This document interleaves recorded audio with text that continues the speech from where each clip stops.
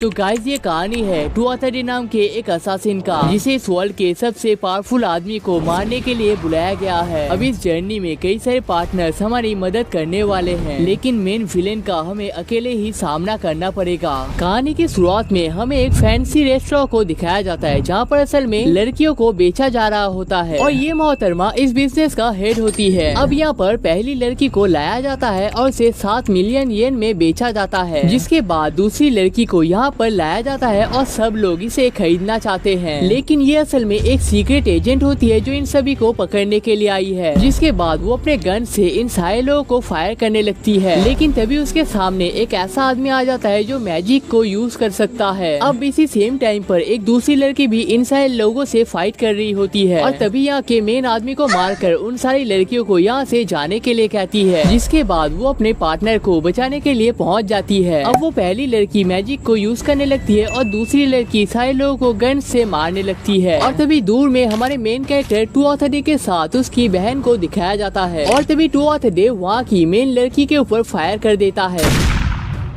अब हमें to authority के पास्ट लाइफ को दिखाया जाता है, जहाँ पर वो अपने असिस्टेंट के साथ एक सीरियस मिशन में होता है, लेकिन टू अथॉरिटी इस मिशन के बीच में से ही जाने लगता है, जिस वजह से ज्यादातर क्रिमिनल्स यहाँ पर बच जाते हैं और इसे देख उसकी असिस्टेंट बहुत ही गुस्सा हो जाती है। लेकिन टू अथॉरिटी कहता है कि उसे जितना काम दिया गया है वो उससे ज्यादा नहीं कर सकता है। लेकिन तभी टू अथॉरिटी उनके कार को तेजी से चलाने लगता है, क्योंकि एक ड्रोन ने उन्हें स्पॉट कर लिया है और कई सारे टैंक्स उनका फॉलो करने लगते हैं। लेकिन तभी उन टैंक्स के फायर करने की वजह से उनका कार यहाँ पर ब्लास्ट हो जाता है, लेकिन ये असल में टू अथॉरिटी का एक प्लान होता है और वो बीच में से ही इस कार से निकल गया था और अब वो दोनों एक ऐसी जगह पर पहुँच चुके हैं जिसके आसपास कोई भी आदमी मौजूद नहीं है। अब टू अथॉरिटी अपने पार्टनर का ट्रीटमेंट करने लगता है, क्योंकि कार से कूदते वक्त उसके पैर पे चोट लग गया था। अब वो दोनों रात में यहाँ पर सो ही रहे होते हैं, लेकिन तभी उसका असिस्टेंट उसके असासिन होने का रीजन पूछ लेता है। अब टू अथॉरिटी असल में एक असासिन फैमिली में ही पैदा हुआ था, जिस वजह से उसके पास दूसरा कोई चारा नहीं था। लेकिन इस मिशन के बाद वो असासिन्स का टीचर बनने वाला है। लेकिन तभी टू अथॉरिटी उस लड़की के गन को लेकर उसी की तरफ एम कर देता है और कहता है कि लोगों ने मेरा बहुत इस्तेमाल किया है, लेकिन अब मुझे मेरे टूल का भी इस्तेमाल करना है। लेकिन वो लड़की कहती है, जिस वजह से टू अथॉरिटी उसके गन को उसे वापस कर देता है और तभी वो लड़की टू अथॉरिटी की तरफ गन से एम कर देता है और कहता है कि तुम्हें लड़कियों की इज्जत करनी चाहिए। लेकिन टू अथॉरिटी ने गन्स के एमोस को पहले ही निकाल लिया था और कहता है कि सबकी इज्जत करेंगे तो लूटेंगे किसकी। अब उन दोनों को यहाँ से जाने के लिए अपना पासपोर्ट मिल जाता है और तभी टू अथॉरिटी सोचता है कि उसे इस लड़की के साथ एक और राउंड कर लेना चाहिए था। लेकिन इस प्लेन से जाते वक्त उनका प्लेन यहाँ पर हाईजैक हो जाता है और ये काम असल में टू अथॉरिटी की टीम ने उसे मारने के लिए किया है। जिसके बाद टू अथॉरिटी प्लेन के केबिन को संभालने की कोशिश करता है, लेकिन तभी एक और प्लेन आके टू अथॉरिटी के प्लेन को ब्लास्ट कर देता है। अब टू अथॉरिटी बहुत ही परेशान हो जाता है, क्योंकि वो जाने से पहले 69 पोजीशन को ट्राई करना चाहता था, लेकिन तभी टू अथॉरिटी गॉडेस के सामने स्पॉन हो जाता है और वो टू अथॉरिटी के असैसिनेशन स्किल की वजह से एक दूसरा मौका देना चाहती है। लेकिन इसके बदले में टू अथॉरिटी को इसके अगले वर्ल्ड के हीरो को मारना पड़ेगा। आज से करीब 16 साल बाद वो हीरो डीमन लॉर्ड को मारने वाला है, लेकिन उसके बाद उसका दिमाग थोड़ा सा पगला जाएगा, जिस वजह से आज से 16 साल बाद लेकिन 18 साल से पहले टू अथॉरिटी को उस हीरो को मारना पड़ेगा और इसके बदले में वो उसे 69 करने का भी मौका देने वाली है। रहा नहीं जाता, तड़प ही ऐसी है ना। अब इतनी सुंदर लड़की हाथ से चली जाएगी, ये चीज अच्छा थोड़ी ना लगता है, जिस वजह से टू अथॉरिटी इस प्लान के लिए राजी हो जाता है। अब अगले वर्ल्ड में वो मैजिक पावर को भी यूज कर सकता है और गॉडेस की तरफ से उसे 5 स्किल चुनने का भी मौका दिया जाता है। लेकिन याद रखना, हमारे मेन हीरो के पास 30 से भी ज्यादा स्किल्स मौजूद है। अब हम इस रैंक के रैपिड रिकवरी को चूज करते हैं, ए रैंक के स्पेल लीवर, जिसकी मदद से हम लोग नए नए स्पेल्स को क्रिएट कर सकते हैं, बी रैंक के लिमिटलेस ग्रोथ, जिसकी मदद से हमारा छोटा भाई आगे बढ़ पाएगा, सी रैंक पे मार्शल आर्ट को चूज करते हैं और डी वाला थोड़ा सा सीक्रेट है। अब इसके अलावा भी इस वर्ल्ड में 6 एट्रीब्यूट्स मौजूद है, जिनमें से 4 को हमें दिया जाता है। जिसके बाद वो गॉडेस कहती है कि तुम्हारी मॉम बहुत ही हॉट होने वाली है, तो अपने मुन्ना भैया को थोड़ा सा संभाल के रखना। जिसके बाद गॉडेस उसे उसके अगले वर्ल्ड में भेज देती है और टू अथॉरिटी यहाँ पर पैदा भी हो जाता है। और टू अथॉरिटी को देखने के बाद उसके डैड कहते हैं, ये जो प्रोडक्ट है ना, मतलब इससे वाहियात प्रोडक्ट ना मैं देखना चाहता हूँ, मेरे को भगवान उठा ले, इतना गंदा प्रोडक्ट है ये। अब हमारा टुआथडे 7 साल का हो चुका है और वो छोटे मोटे रैबिट्स को मार सकता है, लेकिन हमने अभी तक मैजिक टेक्निक को नहीं सीखा है क्योंकि इसके लिए एक मेंटोर की जरूरत होती है, लेकिन उसे अफोर्ड करने के लिए हमारे पास पैसे नहीं है। जिसके बाद टुआथडे खाने को बनाने लगता है। पहले हम कुछ कैरेट्स को काट लेते हैं और रैबिट मीट को तैयार कर लेते हैं, जिसके बाद सब्जियों के साथ हम इस मीट को उबालने लगते हैं और हम एक बटर के मिक्स को तैयार करके उसे भी इसके साथ मिला लेते हैं और हमारा रैबिट सूप यहाँ पर तैयार हो चुका है। लेकिन हमें इतना मेहनत इसलिए करना पड़ता है क्योंकि हमारे मॉम को खाना बनाना ही नहीं आता है। खैर मॉम और डैड को ये खाना बहुत ही पसंद आता है और वो लोग गांव के सारे लोगों के साथ भी इस रेसिपी को शेयर करना चाहते हैं। जिसके बाद टुआथडे के डैड उसे एक सीक्रेट रूम में लेकर पहुंच जाते हैं और उसके कपड़ों को उतार कर भाई ये क्या चल रहा है यहाँ पर, लगता है मुझे अपने आंखों को फिर से साफ करना पड़ेगा। जिसके बाद टुआथडे कुछ अजीब से पोजीशंस करने लगता है। उसके डैड उसे पूरी तरीके से चेक करने लगते हैं और तभी हमें पता चलता है कि टुआथडे के डैड ने उसे मार्शल आर्ट और मेडिसिन का भी ट्रेनिंग दे रखा है। जिसके बाद वो हमें द मिस्टिक आई ऑफ टुआथडे को देने का प्लान करते हैं। अब इन आंखों की मदद से कोई भी आदमी दूर के, साइड के और अंधेरे में बहुत ही अच्छे तरीके से देख सकता है। अब अगले दिन टुआथडे की मॉम उसे खाना खिला रही होती है, लेकिन तभी अचानक से जिसके बाद टुआथडे अपने डैड की तरफ भाग जाता है। और मैं सच कह रहा हूँ, अगर यहाँ से भागता नहीं ना तो मैं पर्सनल में जाके इसे झापर मारता। अब टुआथडे की आंखों को यहाँ पर खोल दिया जाता है और भाई लिटरली इन आंखों की मदद से हम लोग दूर के चीजों को भी बहुत ही साफ साफ देख पाते हैं। और तभी डैड कहते हैं कि हमारे कैसल में एक हॉट लड़की आने वाली है और तुम चाहो तो उससे मैजिक सीख सकते हो। और हाँ, इन आंखों की मदद से हम लोग दूसरे लोगों के सोल्स को भी देख सकते हैं। अब टुआथडे की मॉम उसे एक लड़कियों की तरह सजा देती है। अब ये चीज उसे पसंद नहीं आता है, लेकिन इसके बावजूद टुआथडे को इस बेवकूफ से सूट को पहनकर अपने हॉट मास्टर से मुलाकात करना पड़ता है। लेकिन तभी वो लड़की अपने पावर से यहाँ पर एक बहुत बड़ा ब्लास्ट कर देती है और कहती है कि उसका नाम विया विकोने है।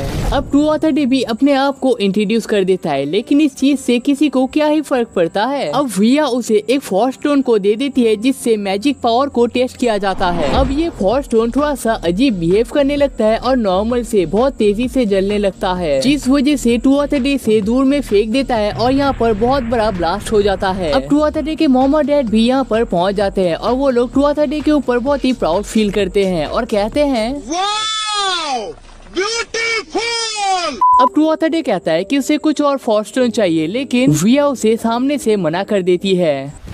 Emotional damn it. अब रात में विया टुआथडे के रूम में सोने के लिए पहुंच जाती है क्योंकि उसे उसके रूम में डर लग रहा है। और ये दोनों अगर सिर्फ 12 साल के ना होते ना तो मैं इन दोनों के ऊपर केस कर देता। अब अगले दिन टेस्ट के दौरान पता चलता है कि टुआथडे के पास एक नहीं बल्कि विंड, अर्थ, वाटर, फायर ये सभी स्किल्स अनलिमिटेड है, जो कि मुश्किल नहीं इम्पॉसिबल होता है। अब विया उसके मैजिक एबिलिटीज को अनलॉक करने की कोशिश करती है और वो यहाँ पर कामयाब भी हो जाती है। अब तुम्हें मैजिक स्पेल्स को यूज करने के लिए उन्हें पढ़ना आना चाहिए। जिसके बाद विया कॉपर को बनाकर दिखाती है और टुआथडे भी फर्स्ट ट्राई में ही इसे बना लेता है। अब उस दिन रात को विया बहुत ही जेलस होती है क्योंकि टुआथडे हर किसी काम में माहिर बनता जाता है। अब अगले दिन टुआथडे प्रॉपर तरीके से कॉपर को बनाने में कामयाब हो जाता है। अब इस वर्ल्ड में स्पेल को यूज करने के लिए तुम्हें पहले उसे इमेजिनेशन में क्रिएट करना पड़ता है, लेकिन टुआथडे यहाँ पर एक ग्लिच को निकाल लेता है। वो पहले विया को उस स्पेल को पेपर में लिखने के लिए कहता है और उसे यूज करके आयरन को भी बना लेता है। अब उन्हें रिसर्च करके पता चलता है कि इस वर्ल्ड में 36 मैजिक नंबर्स मौजूद हैं और इन्हीं का यूज करके वो लोग किसी भी मेटल के स्पेल को क्रिएट कर सकते हैं। और तभी एक स्पेल का यूज करके टुआथडे इस वर्ल्ड में पहली बार मैजिक की मदद से गोल्ड को बना लेता है। और इसे देखने के बाद विया बहुत ही शॉक होती है, लेकिन जब वो इसे ट्राई करती है तो वो यहाँ पर बेहोश हो जाती है, जिस वजह से टुआथडे स्पेल में कुछ चेंजेस कर देते हैं और इसकी मदद से विया भी गोल्ड को क्रिएट कर पाती है। अब इन दोनों का टाइम इसी तरीके से यहाँ पर स्पेंड हो रहा होता है, लेकिन एक दिन टुआथडे मैजिक की मदद से गन को भी क्रिएट करना सीख जाता है और ये गन एक्चुअली में काम भी करता है और इस मैजिक टेक्निक को विया भी मास्टर कर लेती है। और तभी टुआथडे एक जायंट टैंक को बनाकर उससे फायर कर देता है और ये फायर किसी न्यूक्लियर बॉम्ब की तरह फील होता है। अब अगले दिन वो दोनों बहुत ही सैड होते हैं क्योंकि टुआथडे का ट्रेनिंग खत्म हो चुका है और अब विया को अपने घर वापस जाना पड़ेगा। लेकिन जाने से पहले विया उसे एक फोर्स स्टोन दे देती है और इसके बदले में जब भी विया को मदद की जरूरत होगा तो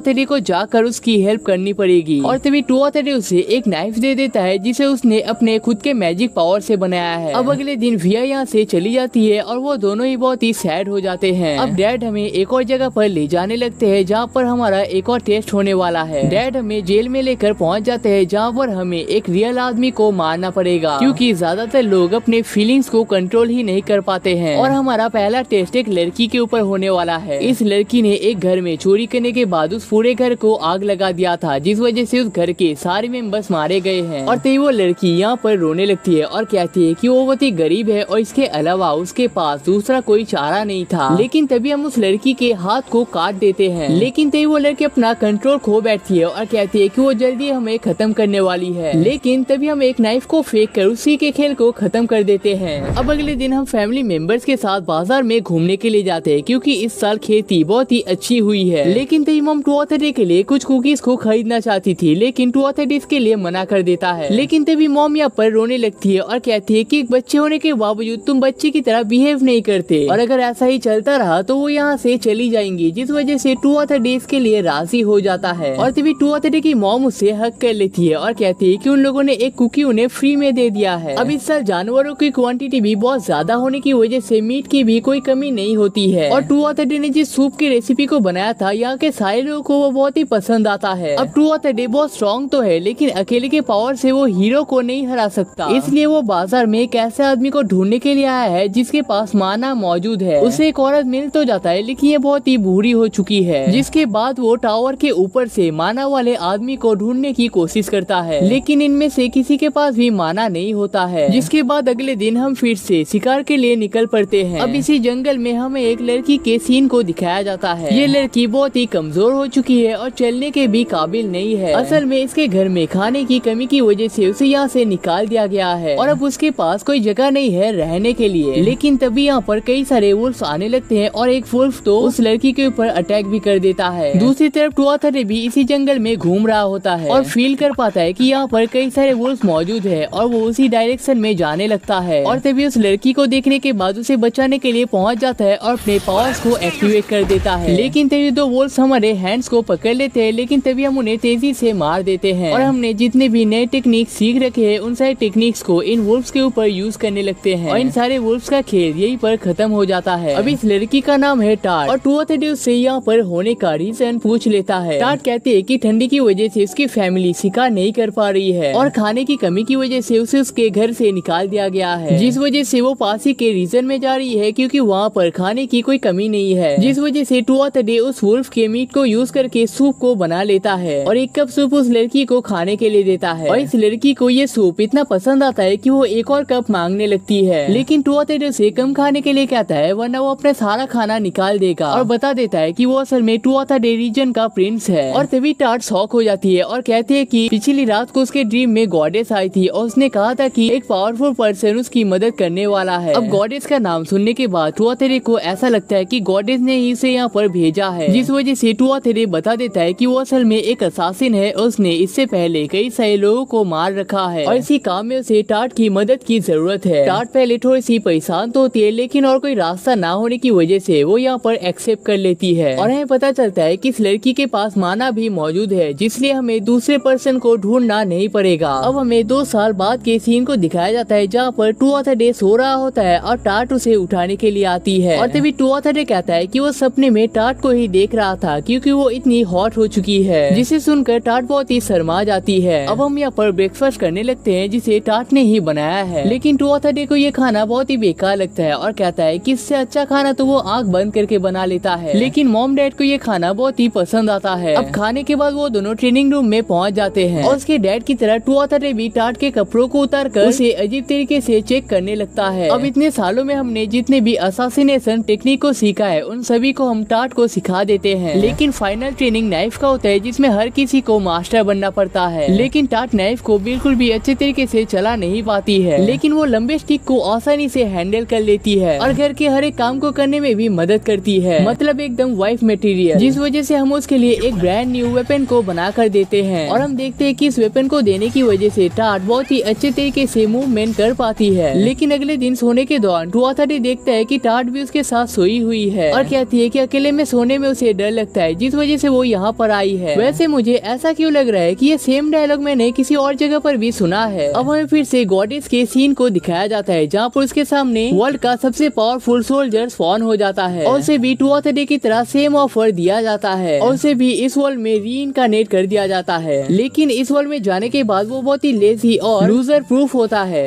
अब अगले दिन टू ऑफ द डे टाट को लेकर बाजार में घूमने के लिए जाता है क्योंकि इस साल खेती बहुत ही अच्छी हुई है और तभी टू ऑफ द डे को देखने के साथ ही एक आदमी मदद के लिए पहुंच जाता है। दूसरी तरफ एक औरत पिछले मदद के लिए कुछ फ्रूट्स को हमें दे देते हैं और एक और आदमी फर्टिलाइजर को देने के बदले में कुछ प्याज दे देता है। अब इसी तरीके से जाने से पहले हमारे पास कई सारी चीजें जमा हो जाती है और वो दोनों जाते वक्त टमाटर को खाने लगते हैं और तभी टाट कहती है कि आप कितने अच्छे हो, अगर आप ना होते तो मेरा लाइफ शायद नरक बन जाता। लेकिन टू ऑफ द डे कहता है कि तुम्हारी पावर की वजह से किसी भी कीमत पर मैं तुम्हें ढूंढ ही लेता। और तभी हमें पता चलता है कि जाने से पहले विया ने जिस फॉर स्टोन को दिया था उसी का यूज करके टू ऑफ द डे ने यहाँ पर कई सारे फॉर स्टोन के कॉपी बना लिया है। मेरे साथ अन्याय हुआ है, मेरे साथ अन्याय हुआ है, जिसे वो उस हीरो के खिलाफ फाइट में यूज कर सकता है। लेकिन तभी टाट आके कहती है कि डैड ने हमें बुलाया है और वहाँ पर जाने के बाद डैड हमसे टाट के बारे में पूछने लगते हैं। फिलहाल हमने टाट को सारे टेक्निक सिखा दिया है और वो किसी भी आदमी से लाख गुना ज्यादा पावरफुल बन चुका है और वैसे भी पूरे डिस्ट्रिक्ट में टाट के अलावा किसी के पास भी माना मौजूद नहीं है। और असल में इतने टाइम से टू ऑफ द डे टाट के हर मूवमेंट को फॉलो कर रहा था और अब उसे पता चल चुका है कि टाट उनका कोई दुश्मन नहीं है। लेकिन तभी डैड कहते हैं कि वो हमारा फाइनल टेस्ट लेने वाले हैं जिसके बाद हम खुद से मिशन को ले सकते हैं। और असल में इस बार हमें डैड के साथ फाइट करना पड़ेगा, जीतते हैं या हारते हैं वो मैटर नहीं करता है, लेकिन वो बस हमारे स्किल को देखना चाहते हैं। अब टू ऑफ द डे यहाँ पर अटैक की तैयारी कर रहा होता है लेकिन तभी उसके ऊपर एरो से फायर हो जाता है और तभी वो एक और ट्रैप में फंस जाता है जिसका फायदा उठाकर उसके डैड उसके पैर को तोड़ देते हैं और डैड के अटैक्स भी बहुत ही फास्ट होते हैं। अब टू ऑफ द डे अपने आप को हील करने लगता है और सोचता है कि उसकी आज तक का सबसे पावरफुल विलेन है और तभी उसके डैड फिर से उसके ऊपर अटैक करने लगता है और टू ऑफ द डे किसी तरीके से अपने आप को प्रोटेक्ट करता है जिसके बाद उसके डैड फिर से यहाँ से गायब हो जाते हैं। अब हमारे फास्ट मूवमेंट की वजह से हम लोग ठीक तरीके से रिएक्शन नहीं दे पा रहे हैं जिस वजह से एक जगह पर शांत होकर हम डैड के मूवमेंट को फॉलो करने लगते हैं। तभी राइट साइड से एक नाइफ आता है जिसे हम तोड़ देते हैं, एक और लेफ्ट साइड से आता है जिसे हम डॉज कर लेते हैं और ऊपर से डैड भी आने लगते हैं लेकिन हम उन्हीं के खेल में उन्हें फंसा देते हैं। अब हम इस ट्रेनिंग को पास कर जाते हैं और डैड को तो यकीन ही नहीं होता कि वो एक 12 साल के बच्चे से हार चुका है और तभी डैड कहते हैं कि हमने फाइट के दौरान मैजिक को यूज क्यों नहीं किया था। टू ऑफ द डे कहता है कि असल में एक स्किल का कॉन्टेस्ट था लाख की पावर का, जिस वजह से यहाँ पर मैजिक पावर को यूज करना एक चीटिंग हो जाता। अब टू ऑफ द डे के डैड बहुत ही प्राउड होते हैं क्योंकि वो इसी माइंडसेट का टेस्ट ले रहे थे और कहते हैं कि उन्होंने सारी चीजों को सिखा दिया है जो वो सिखा सकते थे और इसके बाद से हमें अपना खुद का ट्रेनिंग खुद से ही करना पड़ेगा। अब हमें एक कैसल के सीन को दिखाया जाता है जहाँ पर एक राजा सो रहा होता है लेकिन तभी एक वायर की मदद से उसके मुंह पे जहर को डाल दिया जाता है और उस राजा का खेल यही पर खत्म हो जाता है। दूसरी तरफ एक और किंग को दिखाया जाता है जिन्होंने 2 लड़कियों को पकड़ कर रखा है लेकिन तभी डैड जाके उन्हें खत्म कर देते हैं और इसी तरीके से हम कई सारे लोगों का असासिनेशन करने लगते हैं। अब इसके बाद डैड को एक आदमी के ट्रीटमेंट के लिए बुलाया जाता है और इस छोटे से काम के बदले हमें कई ज्यादा पैसे दिए जाते हैं जिस वजह से जाते वक्त टू ऑफ द डे को ये चीज बहुत ही अजीब लगता है और असल में उस आदमी को ट्रीटमेंट का जरूरत ही नहीं था, वो बस हमसे कनेक्शन बनाना चाहता था ताकि हम उन पर अटैक ना कर सके। अब डैड कहते हैं कि असासिनेशन के जर्नी को स्टार्ट करने के लिए तुम्हें एक फेक आइडेंटिटी को लेना पड़ेगा और जब टू ऑफ द डे पैदा हुआ था उसी टाइम पर उन्होंने एक मर्चेंट के फैमिली में भी हमारे नाम को रजिस्टर कर दिया था और मर्चेंट का मतलब वो आदमी जो सस्ते में चीजों को खरीद कर दूसरी जगह पर महंगे में बेचता है और टू ऑफ द डे को उस फैमिली में जाकर 2 सालों तक इलीग बाउलर के आइडेंटिटी के साथ ट्रेनिंग करना पड़ेगा और अमीर लोगों के साथ मर्चेंट के अच्छे कनेक्शन भी होते हैं तो टू ऑफ द डे को अमीर लोगों के साथ कनेक्शन भी बनाना पड़ेगा। अब कियान यानी कि डैड के बाद हमें इस घर का हेड बना दिया जाएगा जिस वजह से यहाँ पर एक पार्टी को ऑर्गेनाइज किया जाता है लेकिन अंकल का बेटा रोना इस चीज पर एग्री नहीं करता है। सब लोग उसे रोकने के लिए तो जाता है लेकिन टू ऑफ द डे कहता है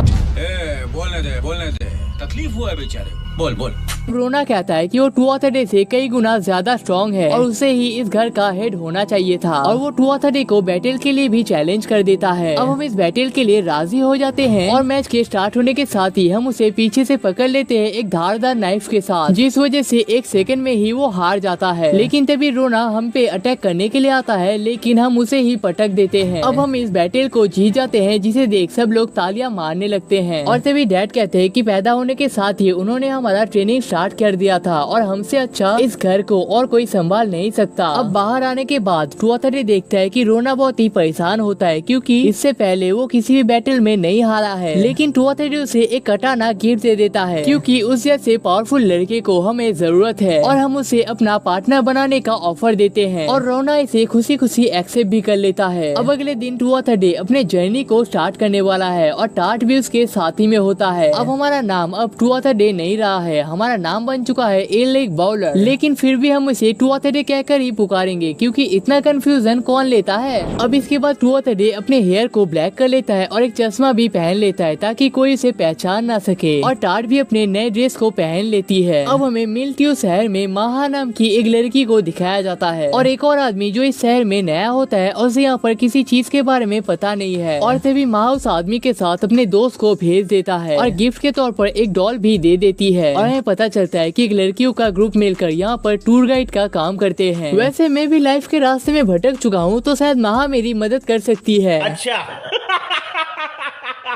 लेकिन तभी अचानक बारिश की वजह से महा और उसके सारे दोस्त यहाँ पर वापस आ जाते हैं और उनके पास सिर्फ एक ही सूट होता है जिस वजह से एक टाइम पर सिर्फ एक ही लड़की काम कर सकती है। लेकिन अब उनके पास कई सारे पैसे जमा हो चुके हैं और वो लोग एक और सूट को ले सकते हैं। लेकिन तभी यहाँ पर कुछ अजीब से लोग पहुँच जाते हैं जिन्हें देखकर वो सब लोग भागने लगते हैं और तभी महा उनके ऊपर अटैक भी कर देता है और भागने की कोशिश करता है, लेकिन जल्दी वो यहाँ पर पकड़ी जाती है। पार्टनर्स को भी पकड़ लिया जाता है। अब उन सभी को घोड़ा गाड़ी की मदद से शहर से दूर एक किले में ले जाया जाता है और आने के साथ ही एक लड़की को लॉर्ड के द्वारा नीचे गिरा दिया जाता है और कहते हैं कि किसी ने अगर यहाँ से जाने का कोशिश किया तो उसे मेरे रूम में कैद कर दिया जाएगा। और रूम में आने के बाद देखते हैं कि उनके बाकी पार्टनर्स भी यहाँ पर मौजूद होते हैं और उन्हें कुछ सब्जियाँ फेंक के दिया जाता है जिन्हें उन्हें एक हफ्ते तक चलाना है। अब वो सब लोग बहुत ही सैड हो जाते हैं क्योंकि ये खाना बहुत ही बेकार होता है और इस खाने को उन्हें एक हफ्ते तक खाना पड़ेगा, लेकिन उन्हें तो पता भी नहीं है फ्यूचर में उनके साथ क्या क्या होने वाला है। अब अगले दिन उन सभी को कपड़े धोने का काम दिया जाता है और उन्हीं से कपड़े बनाए जाते हैं, लेकिन काम में किसी गलती के साथ उन्हें जानवरों की तरह मारे जाते हैं। अब यहाँ पर कंफ्यूजन को क्लियर करने के लिए इसे विलेन 1 कहेंगे और इसे विलेन 2। और तभी यहाँ पर मर्चेंट टाडो पहुँच जाते हैं और विलेन 1 को कुछ पैसे देने के बाद सारी लड़कियों को एक एक कर देखने लगते हैं और उनके जाने के बाद एक लड़की को रूम में कैद कर दिया जाता है। अब अगले दिन वो सब लोग मिलकर खाना बना रहे होते हैं, लेकिन तभी विलेन 2 आकर महा और ईफा को अपने साथ जाने के लिए कहता है और तभी विलेन 2 उन दोनों के कपड़ों को उतारने के लिए कहकर उनके ऊपर पानी डाल देता है और रात में महा ईफा को अच्छे तरीके से सजा देती है। अब रात में विलेन 1 ईफा को लेकर कहीं पर तो चला जाता है और सबके सोने के बाद उसे यहाँ पर वापस लाता है। अब महा ईफा से बात करने के लिए तो जाता है, लेकिन ईफा स्टोर रूम में जाकर छुप जाता है और देख के ऐसा लगता है कि वो बहुत ही फ्रस्ट्रेटेड हो चुकी है। अब महा का लाइफ यहाँ पर ऐसे ही कटने लगता है और वो लोग इस चीज पर कुछ भी नहीं कर पाते हैं। लेकिन एक दिन विलेन 1 कहता है कि वो खुद ईफा को ट्राई करना चाहता है। अब महा को इन सारी चीजों से कोई भी फर्क नहीं पड़ता है, लेकिन बाकी लड़कियां कहते हैं कि वो लोग महा के बदले में काम करना चाहते हैं, जिस वजह से उन्हें भी नहला दिया जाता है। लेकिन इस काम के प्रेशर को वो लोग सहन नहीं कर पाते हैं और उनमें से एक लड़की तो नाइफ को लेकर मुंह पर निशान बनाने लगती है क्योंकि इन निशान के साथ कोई भी उसके साथ रहना नहीं चाहेगा। अब इसी तरीके से 2 साल यहाँ पर बीत जाता है और विलेन 1 और 2 बात कर रहे होते हैं कि महा की भी उम्र हो चुकी है और वो एक भी है, जिस वजह से इस काम के बदले में उन्हें बहुत पैसा भी मिल जाएगा। लेकिन रूम के पास ही में महा मौजूद होती है और वो सारे बातों को सुन लेती है और तभी वो अपने सारे दोस्तों के पास के बारे में याद करने लगती है और भागकर स्टोर रूम में जाके अपने जान को खत्म करने की कोशिश करती है। लेकिन तभी यहाँ पर 230 पहुँच जाता है और कहता है कि अगर तुम थोड़ी सी स्माइल करोगी तो बहुत ही अच्छी लगोगी। और हमें पता चलता है कि 230 एक लड़की को खरीदने के लिए आया है और यहाँ पर लड़कियों को खरीदना कोई गलत बात नहीं है क्योंकि असल में एक ऑर्फन है। हालांकि यहाँ पर ऑर्फन वाले कुछ काम होते नहीं है, लेकिन किसी को क्या ही फर्क पड़ता है, ज्यादा दिमाग नहीं है हमारे पास, हमको घंटा फर्क नहीं पड़ता है। अब 230 यहाँ पर महा को चूज कर लेता है और अपने सारे पेमेंट्स को भी क्लियर कर देता है। लेकिन तभी विलेन 1 कहता है कि पेपर के कुछ काम की वजह से 3 दिन बाद ही वो महा को भेज पाएंगे, जिस वजह से 230 यहाँ से चला जाता है। अब यहाँ पर महा को नहला दिया जाता है क्योंकि वो अपने पहले कस्टमर के पास जाने वाली है और जिस लड़की ने अपने मुँह पे निशान को बना लिया था वो रोने लगती है और कहती है कि अगर उसके शक्ल पे ये निशान ना होता तो शायद आज उसे यहाँ पर चूज कर लिया जाता, और वो दोनों यहाँ पर रोने लगती है। अब महा को अपने पहले कस्टमर के पास ले जाया जा रहा होता है और विलेन 1 यहाँ पर बदतमीजी करने लगता है और कहता है कि 3 दिन के अंदर वो अपने सारे काम को फिनिश करने वाला है। जिसे सुनने के बाद ही महा इस कार से जंप लगा लेती है और जंगल के बीच में से माना को यूज करके भागने लगती है। लेकिन तभी उसके सामने विलेन नंबर 2 पहुंच जाता है और वो भी असल में माना को यूज कर सकता है और वो महा को भी पकड़ लेता है। लेकिन तभी यहाँ पर टुआथडे आकर विलेन नंबर 2 को पटक देता है और कहता है कि महा को देखने के साथ ही वो समझ गया था कि महा यहाँ पर बहुत बड़े मुसीबत में है और वो किसी भी हालत में यहाँ से निकलना चाहती है। और तभी यहाँ पर विलेन नंबर 1 भी पहुंच जाता है और वो दोनों मिलकर टुआथडे को मारने का प्लान करते हैं। लेकिन हम विलेन नंबर 1 को ट्रैप कर देते हैं और विलेन नंबर 2 को फिर से तेजी से पटक देते हैं। और तभी हम टाडो के कैसल में सोल्जर्स को भी भेज देते हैं और उससे वो लोग रंगे हाथों में पकड़ लेते हैं। और तभी हम देखते हैं कि जिस लड़की ने अपने शकल को बिगाड़ लिया था टुआथडे ने उसके शकल को फिर से सही कर दिया है और अभी ऑर्फन को भी पूरी तरीके से बंद कर दिया जाता है। और हम महा को अपने साथ ज्वाइन करने के लिए कहते हैं और वो भी इस चीज के लिए राजी हो जाती है।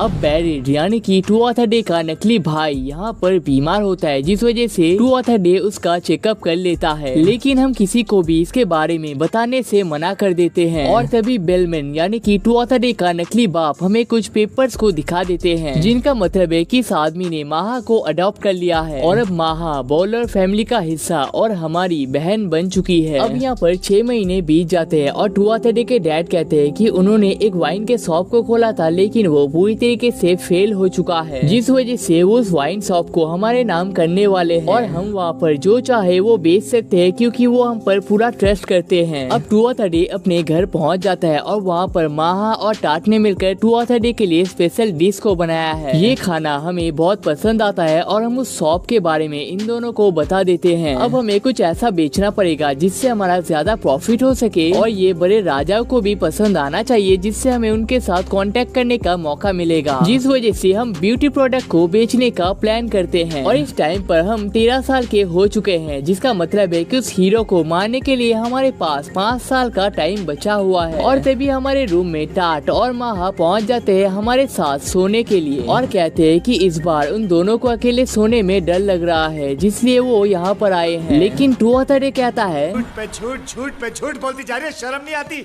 जिस दिन से मिली है उस दिन तक झूठ पे झूठ बोलती जा रही है। शक्ल देखो कितनी भोली है, लेकिन अंदर से लोमड़ी है। अरे गलती तो मेरी है। अब इसके बाद टुआथडे अपने नकली मॉम और डैड के सामने अपना बिजनेस प्लान बताता है, लेकिन उन दोनों का टुआथडे के ऊपर ज्यादा भरोसा नहीं होता है। लेकिन इस वर्ल्ड में मेकअप बहुत ही पॉपुलर होता है, लेकिन हम लोग यहाँ पर मेकअप नहीं बल्कि मॉइस्चराइजर को बेचने का प्लान करते हैं, जिसे मेकअप के पहले यूज किया जाता है। अब टुआथडे के मॉम इसे अपने फेस पर और अपने हाथों पे ट्राई करते हैं। अब उन्हें ये प्रोडक्ट बहुत ही अच्छा लगता है और इसके ऊपर मेकअप को यूज करने की वजह से वो और भी इनहेंस लगता है और कहती है कि वो इस प्रोडक्ट को लेने के लिए कितने भी पैसे देने के लिए राजी है। और तभी बेरिड इस प्रोडक्ट को अपने सहेलियों के बीच में फेमस करने के लिए कहता है, लेकिन टुआथडे कहता है कि इस मॉइस्चराइजर को बनाने के लिए उसे टुआथडे मेडिसिन का जरूरत होता है, जो सिर्फ उसके रीजन में ही पाया जाता है और ये मेडिसिन इतना रेयर होने की वजह से दूसरा कोई इसके सीक्रेट को नहीं खोल पाएगा। लेकिन यहाँ से जाते वक्त टुआथडे टाट से कहता है कि इस मॉइस्चराइजर को बनाने के लिए किसी भी मेडिसिन का जरूरत नहीं होता है, बल्कि तो इसमें सोयाबीन को यूज किया जाता है। लेकिन सीक्रेट रेसिपी होने की वजह से किसी को भी इसके बारे में पता नहीं चल पाएगा। अब हमें 6 महीने बाद के सीन को दिखाया जाता है, जहाँ पर हमने ऑर्ना नाम के एक कंपनी को बिल्ड कर लिया है और ये अमीर लोगों के बीच में बहुत फेमस भी हो चुका है। और इस कंपनी को इस टाइम पर महा के सारे फ्रेंड्स मिलकर रन करते हैं। और तभी टुआथडे को पता चलता है कि हर दिन उनके फैक्ट्री में इस सीक्रेट को चुराने के लिए कोई ना कोई आता रहता है। अब रात में सोते वक्त टुआथडे फील कर पाता है कि उनके छत पे कोई तो मौजूद है, लेकिन तभी टाट वहाँ पर अपने स्पीयर को घुसा देती है और तभी महा निकल कर कहती है कि उसने पूरी जगह को क्लियर कर दिया है। और तभी हम देखते हैं कि टाट और महा ने मिलकर उस आदमी को बुरी तरीके से पकड़ के रखा है और उस आदमी से उसके मालिक के बारे में डिटेल्स निकालने लगती है। दूसरी तरफ टुआथडे कॉफी को बनाकर उन दोनों के लिए ले जाता है और उस आदमी को मारने का ऑर्डर दे देता है। अब हमें फिर से गॉडेस के सीन को दिखाया जाता है, जहाँ पर उसके सामने वर्ल्ड का स्ट्रॉन्गेस्ट सामुराई स्पॉन हो चुका है और टुआथडे की तरह इसे भी उस हीरो को मारने का ऑर्डर दिया जाता है और ये आदमी इसे एक्सेप्ट भी कर लेता है। अब अगले वर्ल्ड में ये सामुराई बनने का ट्राई तो करता है, लेकिन एक लूजर बन चुका है। अब अगले दिन टुआथडे के इस घर से जाने के बाद वो दोनों मिलकर कुछ इंटरेस्टिंग करने का प्लान करते हैं और वो दोनों कुछ यूनिक खाने को बनाकर आपस में बात करते हुए ऐसे ही अपने टाइम को स्पेंड कर देते हैं। और तभी हमें पता चलता है कि टुआथडे असल में फिया से मिलने के लिए आया है और उसके लिए कुछ चॉकलेट्स भी लेकर आया है। अब ये चॉकलेट्स फिया को बहुत पसंद आते हैं और टुआथडे इन चॉकलेट्स को अपने शॉप में बेचने का प्लान कर रहा है। और तभी हमें पता चलता है कि फिया ने यहाँ पर एंटी ग्रेविटी स्पेल को क्रिएट कर लिया है और टुआथडे भी अब इसे यूज कर सकता है। अब इसके बाद वो दोनों ऐसे ही कई सारे अलग अलग स्पेल्स को ट्राई करने लगते हैं और उनका टाइम यहाँ पर स्पेंड हो जाता है और टुआथडे का जाने का टाइम आ जाता है। लेकिन जाने से पहले वो अगले मंथ फिर से आने का प्लान करता है। अब घर में वापस आने के बाद टाट और माहा उसके साथ ही में सो जाती है। लेकिन अगले दिन उनके उठने के बाद टाट और माहा को एक अजीब सा स्मेल आने लगता है और उन्हें पता चलता है कि ये काम असल में टुआथडे का है। और तभी टुआथडे शर्माने लगता है और कहता है कि उसके उम्र के हिसाब से ये सारी चीजें नॉर्मल है। लेकिन वो दोनों कहते हैं कि इसमें शर्माने की कोई बात नहीं है, बल्कि पार्टनर्स होने के नाते वो लोग तो टुआथडे का इस काम में मदद करना चाहते हैं।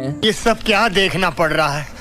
अच्छा है मैं अंधा हूँ। अब हम देखते हैं कि माहा के दो फ्रेंड रास्ते से ट्रेवल कर रहे होते हैं और उनके हाथों में किसी के लिए गिफ्ट होता है। लेकिन तभी दो आदमी आकर उन दोनों को पकड़ लेते हैं और उनसे उनका पैसा मांगने लगते हैं। लेकिन तभी वहाँ पर माहा पहुँच जाती है और उन दोनों को मारने लगती है। और तभी हमें पता चलता है कि ये दोनों गुंडे इस शहर में नए होते हैं। और तभी माहा उन दोनों को और भी बुरी तरीके से मारने लगती है और कहती है कि अगर तुमने इन लड़कियों के ऊपर आँख उठाकर भी देखा तो तुम दोनों को नरक में भेज दिया जाएगा। अब हमारा बिजनेस बहुत ही अच्छे तरीके से चलने लगा है और माहा के थ्रू हम किसी भी डिटेल को आसानी से पता लगा सकते हैं। और तभी टाट हमारे पास आकर कुछ बटन्स को दिखा देती है जिन्हें उनने बैटलफील्ड में लोगों को मारकर उनके कपड़ों से कलेक्ट किया है। और इस टाइम पर टाट सुपर फास्ट असासिन बन चुकी है। दूसरी तरफ हमारे मॉइस्चराइजर और चॉकलेट की बिजनेस की वजह से अमीर लोगों के साथ हमारे बहुत अच्छे कनेक्शन बनने लगे हैं। लेकिन फाइनली हमारे 2 साल का टाइम यहाँ पर खत्म हो चुका है, जिसका मतलब है कि अब हमें हमारा घर फिर से वापस जाना पड़ेगा। लेकिन तभी माहा कहती है कि वो हमारे बिजनेस को पास ही के शहर में भी फैलाना चाहती है, जिसके लिए उसने एक अच्छी जगह को भी चूज कर लिया है। और गाइस इस कंपनी को हम अब रन नहीं कर सकते, जिस वजह से इस पूरे कंपनी को हम माहा और उसके दोस्तों के हाथों में देने वाले हैं। लेकिन देने से पहले हमने माहा के ऊपर थोड़ा सा रिसर्च किया था। असल में माहा इतना गरीब नहीं हुआ करती थी। उसके डैड एक टाइम पर बहुत बड़े बिजनेसमैन हुआ करते थे, लेकिन उसके पार्टनर ने उन्हें धोखा देकर मार दिया था। लेकिन इन सब के बावजूद भी माहा ने अपने लिए एक छोटे से बिजनेस को स्टार्ट कर लिया था और प्रेजेंट टाइम में भी वो बहुत अच्छा परफॉर्म कर रही है। लेकिन वो इस टाइम पर जिस प्रॉपर्टी को खरीदना चाहती है वो एक टाइम पर उन्हीं का प्रॉपर्टी हुआ करता था। लेकिन इसके बावजूद हम उसे परमिशन दे देते हैं, जिसे सुनकर माहा बहुत ही खुश होती है। लेकिन तभी यहाँ पर माहा के सारे दोस्त आने लगते हैं और एक यूनिक टी बैग को देने के बाद कहते हैं कि आप कितने अच्छे हो और आपके बगैर हमें यहाँ पर आने का कभी भी मौका नहीं मिल पाता और हमारे जाने के बाद भी वो लोग हमेशा हमें मिस करने वाले हैं। अब माहा हमारे हेयर को क्लियर कर देती है। उसे पता नहीं था कि हमारे हेयर का कलर असल में व्हाइट है। अब यहाँ से जाते वक्त माहा थोड़ी सी जेलस होती है, क्योंकि इसके बाद से हमें सिर्फ टाट के साथ ही रहना पड़ेगा। लेकिन इसके बावजूद वो टुआथडे का अच्छे से ख्याल रखने के लिए कहती है और कहती है कि वो जब पहली बार टुआथडे से मिला था तो उसने उसके ऊपर ट्रस्ट नहीं किया था। उसे पता था कि टुआथडे असल में माहा के माना को यूज करना चाहता है असासिनेशन के लिए। लेकिन इसके बावजूद उसे टुआथडे के साथ टाइम स्पेंड करने में बहुत ही मजा आया है। और तभी वो टुआथडे को अपने हाथ से बना एक डॉल को दे देता है और उसे वापस आने का प्रॉमिस करवा लेता है और कहती है कि अगर तुम मुझसे मिलने के लिए नहीं आते हो तो ये तुम्हारे लिए बहुत ही बुरा होगा। जिसके बाद टुआथडे यहाँ से चला जाता है। और तभी माहा सोचती है कि उसके मन में टुआथडे के लिए जो फीलिंग्स मौजूद है वो शायद उसे कभी भी शेयर नहीं कर पाएगा। और तभी रास्ते में टुआथडे कहता है कि उन्हें जो डिलीवरीज का काम मिलता है उनमें से कुछ वो टाट को भी करने के लिए देगा, जिस वजह से उसे माहा के साथ मुलाकात करने का मौका मिल जाएगा। लेकिन टाट उसे बता देती है कि माहा असल में उसके साथ नहीं बल्कि टुआथडे के साथ ज्यादा मिलना चाहती है। लेकिन ये सारी बातें माहा ने उसे बताने के लिए मना किया था। लेकिन तभी उनके घोड़ागाड़ी के सामने कई सारे स्पिरिट वुल्फ पहुंच जाते हैं और तभी टाट अपने स्पीयर को एक्टिवेट कर लेती है और एक वुल्फ को मार देती है। दूसरे पर मैजिक टेक्निक को यूज करती है और तीसरे को अपने हाथों से मार देती है। अब इन सारी चीजों को देख 230 इम्प्रेस हो जाता है और कहता है कि उसने पहले से बहुत ही इम्प्रूवमेंट कर लिया है। लेकिन यहाँ से जाते वक्त वो लोग देखते हैं कि उनके सारे खेत सोयाबीन के बन चुके हैं, जिसे हम असल में अपने मॉइस्चराइजर फैक्ट्री में यूज करते हैं। और तभी हमें आता देख यहाँ के सारे लोग एक्साइटेड हो जाते हैं और हमें थोड़े बहुत वेजिटेबल्स देने लगते हैं और डेली इतने सारे ऑर्डर देने के लिए शुक्रिया अदा कर लेते हैं। लेकिन 230 कहता है कि हम इस रीजन को और भी इम्प्रूव करने वाले हैं। अब हमारे वापस आने के साथ ही मॉम बहुत ही एक्साइटेड हो जाती है और हमें गले लगा लेती है और कहती है कि दोबारा मुझे छोड़कर कहीं पर मत जाना, और कह देती है कि डैड ने हमें उनके स्टडी रूम में बुलाया है। और तभी डैड से मुलाकात करने के बाद डैड कहते हैं कि हम इस टाइम पर एक असली मर्द बन चुके हैं और कहते हैं कि जब उन्होंने मर्चेंट बनकर बड़े बड़े आदमियों से कांटेक्ट करने के लिए कहा था तो उन्हें पता नहीं था कि हम असल में इतने बड़े कंपनी को खड़ा कर देंगे। और इस टाइम पर इलिक बालर का नाम बहुत ही फेमस हो चुका है। लेकिन 230 कहता है कि इस काम में इलिक फैमिली ने उसकी बहुत ही मदद की है। लेकिन तभी डैड एक सीक्रेट बात को करने लगते हैं और कहते हैं कि वो इस टाइम पर एक ऐसे पोजीशन में आ चुके हैं कि वो चाहकर भी अपने जॉब को नहीं छोड़ सकते हैं। लेकिन 230 अपने लाइफ में किसी को भी नहीं मारा है। उसने पहली बारी में बस उसके डैड का हेल्प किया था और दूसरी बारी में उन्हें सारी चीजें ऑर्डर में दिया गया था। लेकिन अगर किसी को इन असासिनेशंस के बारे में पता चल गया तो उनका लाइफ खतरे में आ जाएगा। और कहते हैं कि अगर 230 चाहे तो अपने बाकी लाइफ को एक मर्चेंट की तरह बिता सकता है। लेकिन 230 कहता है कि वो अपना पूरा लाइफ सिर्फ एक असासिन बनना चाहता था और इतने एंड मोमेंट पर आकर वो अपने ड्रीम को नहीं छोड़ सकता। और कहता है कि वो विया के लिए कुछ अलग सा फील करने लगा है और वो उसी के साथ शादी करना चाहता है और इसके लिए उसे एक नॉवल फैमिली का हिस्सा रहना पड़ेगा। लेकिन इस रीजन को सुनकर उसके डैड यहाँ पर हंस देते हैं। अब हमारे लाइफ का सबसे पहला असासिनेशन का ऑर्डर दिया जाता है और हमें एक ऐसे आदमी को मारना पड़ेगा जो मिलिट्री के डिटेल्स को चुरा कर उन्हें ड्रग्स के बदले में बेच देता है और हम इस आदमी को जैसे चाहे वैसे मार सकते हैं। और तभी हमें गॉडेस के सीन को दिखाया जाता है जहाँ पर उनके सामने दुनिया का सबसे पावरफुल रैपर पहुँच जाता है और उसे भी सेम ऑफर दिया जाता है। लेकिन इस वर्ल्ड में रैप हर किसी को गाली की तरह लगता है।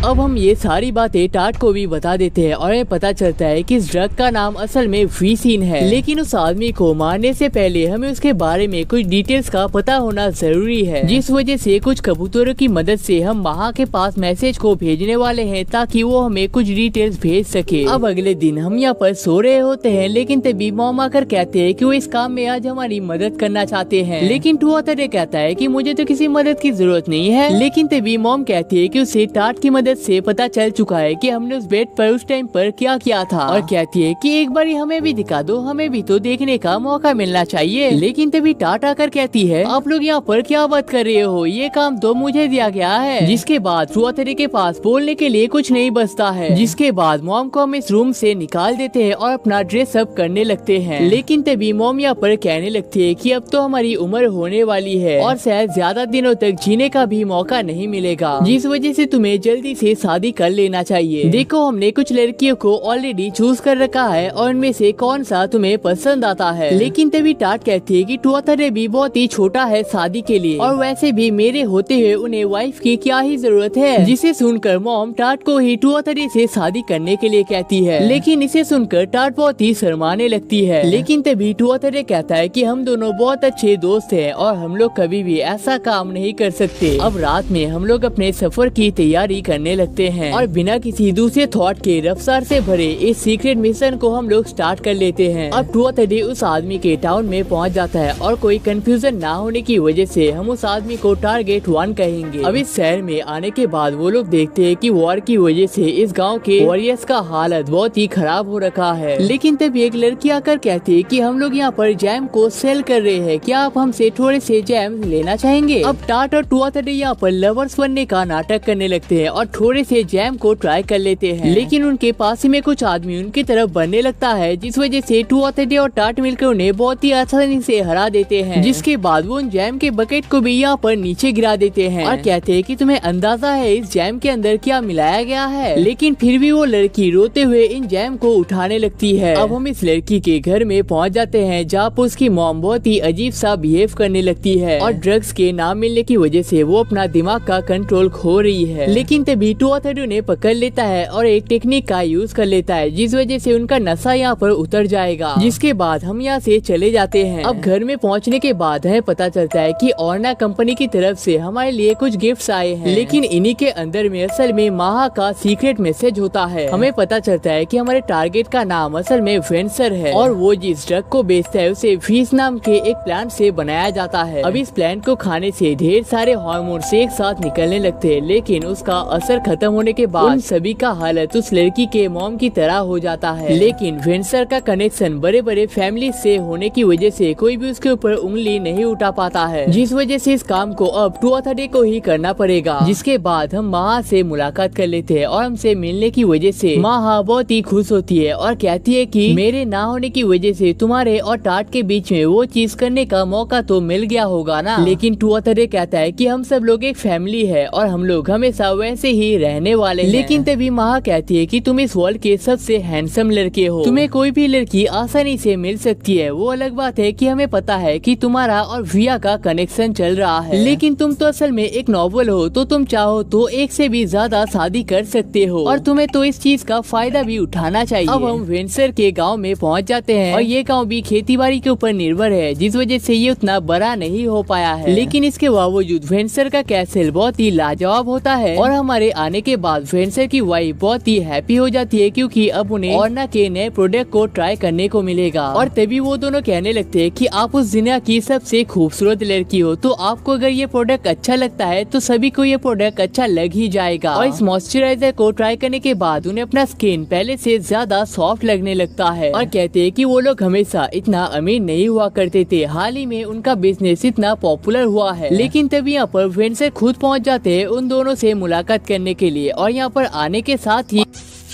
और कहते हैं कि आज रात को हमारे यहाँ पर पार्टी होने वाली है, तो आज रात ज्वाइन करना बिल्कुल भी मत भूलना। जिसके बाद रात में अमीरों के पार्टी को ऑर्गेनाइज किया जाता है और सभी लड़कियों को ये मॉइस्चराइजर बहुत ही एक्साइटिंग लगता है। अब ये पार्टी बहुत ही खूबसूरत तरीके से बीतने लगती है, लेकिन तभी वेंसर आके कहता है कि लड़कियों के बीच में तुम बहुत ही पॉपुलर हो, तो तुम्हारे ऊपर लगता है नजर रखना पड़ेगा। जिसके बाद ये पार्टी एंड हो जाता है, लेकिन हम देखते हैं कि उनका सिक्योरिटी बहुत ही स्ट्रॉन्ग होता है और वेंसर की वाइफ से 230 को पता चला है कि सोने से पहले वेंसर अपने छत पे वाइन को पीना पसंद करते हैं। और तभी दूर के पहाड़ में 230 अपने गन और बुलेट को तैयार कर लेता है और टाट साइड में उसे प्रोटेक्ट कर रहा होता है। लेकिन तभी कैमो हवा को चीरते हुए वेंसर के सीधा सिर पे जाके लगता है और 230 देखता है कि वेंसर की वाइफ उसे हक करके रोने लगती है और 230 सोचता है कि आदमी बुरा नहीं है, बल्कि हालातों की वजह से उसे ऐसा करना पड़ा है। और तभी टाट उसे पीछे से हक कर लेती है, क्योंकि इस चीज को देखकर 230 सैड फील कर रहा था और उसे याद आता है कि वो पिछले लाइफ से कितना बदल चुका है, लेकिन उसे इस लाइफ को अब कंटिन्यू करना पड़ेगा। जिसके बाद टाट के साथ हम एक सीक्रेट ट्रेनिंग को करने के लिए गए थे, लेकिन टाट कहती है कि इस मिशन के दौरान उसे हमारे साथ टाइम स्पेंड करने का मौका मिला था, जिस वजह से उसे ज्यादा अच्छा लगा। जिसके बाद हम एक आइलैंड पर पहुंच जाते हैं, जहां पर माहा हमारी वेट कर रही होती है और हमें पता चलता है कि माहा ने असल में इस आइलैंड के बारे में एक न्यूज़पेपर में सुना था। लेकिन यहाँ से जाते वक्त माहा कहती है कि उसके पास एक गुड न्यूज और एक बैड न्यूज मौजूद है। उन्हें एक सीक्रेट टूल के बारे में पता चला है, जिसे गॉड का वेपन कहा जाता है। यह वेपन इस टाइम पर टेंटे मैग्नेस नाम के एक बंदे के पास है और शायद टेंटे ही असल में वो हीरो है जिसे मारने के लिए 230 को यहाँ पर बुलाया गया है और वो लोग इस टाइम पर उस वेपन को पाने का ही डील कर रहे हैं। लेकिन बुरा न्यूज ये है कि स्वेगो कंट्री में वॉर छिड़ चुका है और विया के फैमिली ने इस वॉर में ज्वाइन कर लिया है और वो सब लोग असल में एक आदमी के सामने हार रहे होते हैं और उस आदमी का नाम है टेंटे मैग्नेस, यानी कि जिसके पास ये वेपन इस टाइम पर मौजूद है। अब अगले दिन 230 विया से मिलने के लिए पहुंच जाता है और विया उसके लिए कॉफी बनाने लगती है और वो यहाँ पर बहुत ही खुश लग रही होती है। और तभी 230 उस वॉर के बारे में पूछ लेता है, लेकिन विया कहती है कि उनके बस कुछ मेंबर्स ने इस वॉर में ज्वाइन कर लिया है, लेकिन इस चीज से उनके राज्य को कोई भी फर्क नहीं पड़ेगा। लेकिन तभी 230 टेंटे मैग्नेस के बारे में बता देता है और कहता है कि उसने अगर यहाँ पर अटैक किया तो तुम्हारा बचना मुश्किल हो जाएगा जाएगा और कहता है कि इलिक बालर की आइडेंटिटी को यूज करके वो लोग उन्हें यहाँ से निकल सकता है। लेकिन विया कहती है कि तुम मेरे बारे में क्या सोचते हो, ये पूरा जगह मेरे फैमिली की तरह है और मुसीबत के टाइम पर मैं इसे छोड़कर नहीं जा सकता। और वो इस फालतू बातों को छोड़ने के लिए कहती है और कहती है कि चलो हम बाजार में घूम कर आते हैं। अब विया भी हमारी तरह हेयर को ब्राउन कर लेती है और हम दोनों मिलकर बाजार में घूमने लगते हैं। और तभी टू ऑथरडे कुछ यूनिक खाने के बारे में बताने लगता है जिन्हें वो दोनों ट्राई कर सकते हैं। लेकिन तभी टू ऑथरडे को कुछ अजीब सा फील होता है और वो सेंस कर पाता है कि यहाँ पर जितने भी लोग मौजूद है उनमें से ज्यादातर वॉरियर्स हैं। लेकिन विया कहती है कि वॉर की वजह से ज्यादातर लोग अपने घर वापस आ चुके हैं। अब वो दोनों एक गेम को खेलने के लिए पहुंच जाते हैं। अब टू ऑथरडे यहाँ पर एम को कर ही रहा होता है लेकिन विया उसे रोक देती है और कहती है कि गेम के बीच में तुम मैजिक को यूज नहीं कर सकते, जिस वजह से टू ऑथरडे महा को समझाता है कि किस तरीके से एम को किया जाता है। उसका पहला निशान चूक जाता है और दूसरा भी फेल हो जाता है, लेकिन तीसरी बारी में वो एक पांडा को जीत जाता है। और इस मैच को जीतने की वजह से विया बहुत ही हैप्पी हो जाती है और कहती है कि मैं बहुत ही थक चुकी हूँ और मुझे लजानिया खाने का मन कर रहा है। दूसरी तरफ हम देखते हैं कि गॉडेस के सामने दुनिया का बेस्ट कैमरामैन स्पॉन हो जाता है और उसे भी सेम ऑफर दिया जाता है। अब अगले वर्ल्ड में कैमरामैन एक पिक्चर को लेने की कोशिश तो करता है लेकिन तभी उसके ऊपर से एक घोड़ा गाड़ी चला जाता है, जिसका मतलब है कि ये आदमी भी यहाँ पर फेलियर प्रूफ हो चुका है। अब यहाँ का लजानिया विया को पसंद तो आता है लेकिन वो कहती है कि टू ऑथरडे के हाथ का बना खाना उसे ज्यादा पसंद आता है और उसे हमारे हाथ का खाना खाने का मन कर रहा है, जिस वजह से टू ऑथरडे से अगली बार अपने हाथ का खाना खिलाने का प्रॉमिस करता है। तभी यहाँ से जाते वक्त वो लोग एक बच्चे को देखते हैं जो अपने मॉम से भटक चुका है। तभी टू ऑथरडे उस बियर की मदद से उस बच्चे से बात करने की कोशिश करता है और उसका प्रॉब्लम पूछने लगता है। और तभी विया अपने पावर का यूज करके रिको के मॉम को ढूंढने की कोशिश करती है और जल्दी उसे पता चल जाता है कि रिको की मॉम उनके पास ही में मौजूद है, जिसके बाद वो दोनों रिको को अपने मॉम से मुलाकात करवा देते हैं और इस काम को कर वो दोनों बहुत ही खुश हो जाते हैं। और विया इस काम के बदले में उसे एक स्पेशल गिफ्ट देना चाहती है, जिस वजह से विया उसे हॉट स्प्रिंग में ले जाती है और वो दोनों ही अपने कपड़ों को उतारने लगते हैं और तभी विया उसे खींचते हुए अपने साथ ले जाने लगती है। अब पूल में वो दोनों आपस में पानी को उड़ाने लगते हैं और टू ऑथरडे उसे गहरी सांस लेने के लिए कहता है जिससे वो पानी के ऊपर फ्लोट कर पाएगा। अब वो दोनों आपस में रोमांटिक टाइम को स्पेंड करने लगते हैं और तभी विया कहती है कि वो अपने टाउन को पसंद करती है और वो चाहकर भी इसे छोड़ नहीं सकती है और जल्दी उसके डैड भी वॉर से वापस आने वाले हैं जिनका उसे ख्याल रखना पड़ेगा। जिसके बाद वो दोनों अपने रोमांटिक फीलिंग्स को एक साथ शेयर करने लगते हैं और आपस में हग कर लेते हैं। अब टू ऑथरडे के जाने का टाइम आ जाता है और विया कहती है कि उसके जाने के बाद वो उसे बहुत ही मिस करने वाली है, लेकिन जाने से पहले टू ऑथरडे कहता है कि वो उसे लजानिया खिलाकर ही रहेगा। लेकिन टू ऑथरडे के जाने के बाद हमें पता चलता है कि ये सारी चीजें असल में एक छलावा होता है और उन लोगों ने वॉर का पूरा तैयारी कर रखा है। अब टू ऑथरडे यहाँ पर विया के बारे में सोच रहा होता है लेकिन तभी टाट आकर उसे एक न्यूज दे देती है और हमें पता चलता है कि उनके पास एक जख्मी सोल्जर आया हुआ है और उससे पता चला है कि उन्हें विया बिकोने को मारने का ऑर्डर मिला है।